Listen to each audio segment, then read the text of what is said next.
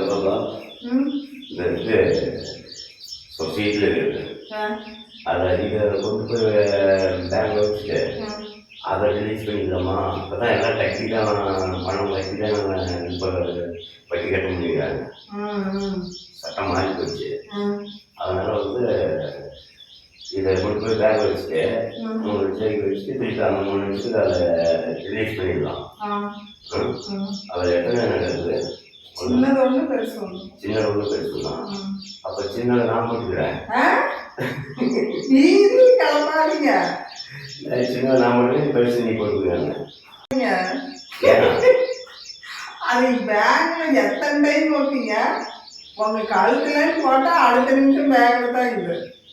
அது அப்படி இல்லை. நான் ஆதார் கார்டை கேட்டேன்.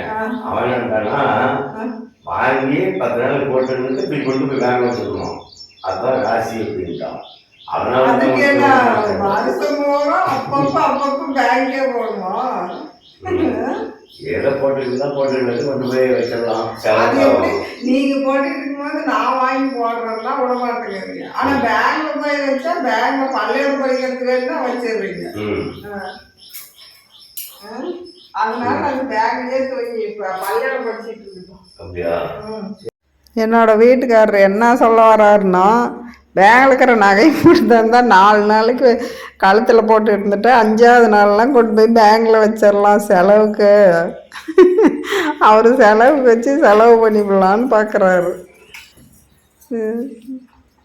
இப்படி தாங்க எதையாவது ஒன்று பேசிக்கிட்டு இருப்பாங்க. இதுதாங்க என்னோட தொழில். இப்படி தான் என்னோட பொழப்பே போகுது. பொழுதானிக்கும் இப்படி வார்ப்பு ஏற்றி இப்போ 1 மணி நேரமாக ஏற்றியாச்சுங்க சந்தத்தில். பாருங்கள், இப்படி உதிரி 3 கரவார்ப்பும் எடுத்து வச்சு தான் ஏற்றணும் சந்தத்தில்.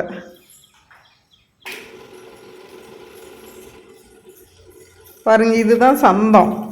இதில் வந்து எல்லா சிலையும் இதில் ஏற்றி விட்டு இப்போ அந்த ராட்டையெல்லாம் டைட் வச்சுட்டு இப்போ எடுத்து வார்ப்பு முடி போடணும். பாருங்கள்லாம் டைட் வச்சுட்டு இப்போது இந்த கரை வார்ப்பு தனியாக உள்ளு வார்ப்பு தனியாக எண்ணி முடி போட்டுக்கணும். பாருங்கள், இது தாங்க கரை வார்ப்பு. கரை நமக்கு புடவையில் பார்டர் வருது இல்லையா, அது இப்போ 2 பக்கமும் மேலே பார்டரு கீழேயும் பார்டர் வர்றதுனால பாதி பாதி பிரித்து இப்படி எண்ணி சரி பாதியாக போட்டுக்கிட்டு அப்புறம் சைடு பாருங்கள் இந்த மாதிரி எண்ணி தான் போடணும். ஒவ்வொரு இலையாக எண்ணி போடணும். இலைன்னா ஒரு நூலுங்க. பாருங்கள் இந்த மாதிரி எண்ணி இப்போ சரியாக பிரித்து இப்போ 100 இலையாக எடுத்து முடி கட் பண்ணி முடி போட்டு ஒரே ஆரமாக முடி போட்டு இப்போ கரை வார்ப்பு 2ம் பிரித்து சரி பாதியாக போட்டாச்சு. இது வந்து உள்ளு வார்ப்புங்க. உள்ளு வார்ப்பு வந்து ஒரு அணி போட்டு இப்போ அந்த அணியெலாம் எடுத்துகிட்டு இப்போ 200 இலையாக முடி போட்டு நம்ம எடுத்துக்கணும். முடி போட்டு எடுத்த பின்னாடி நம்ம புடவை கலரெல்லாம் பார்த்து இந்த கலர் சூப்பராக இருக்குது, அந்த கலர் சூப்பராக இருக்குதுன்னு பார்த்து சுற்ற வேண்டியதாங்க. இதுக்கு அடுத்து என்ன வேலைன்னு அடுத்த வீடியோவில் பார்க்கலாங்க. பாய்.